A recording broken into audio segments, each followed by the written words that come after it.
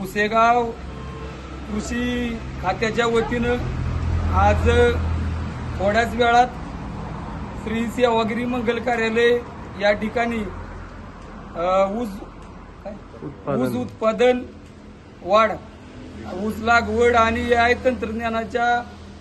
तंत्रज्ञानासाठी एकरी किती 100 टन, एकरी 100 टन उत्पादन कसं काढायचं किंवा त्यापेक्षा जास्त उत्पादन कसं निघालं पाहिजे यासाठी मार्गदर्शन करण्यासाठी माळेगाव साखर कारखान्याचे मुख्य ऊस विकास अधिकारी सुरेश काळे साहेब या ठिकाणी येणार आहेत.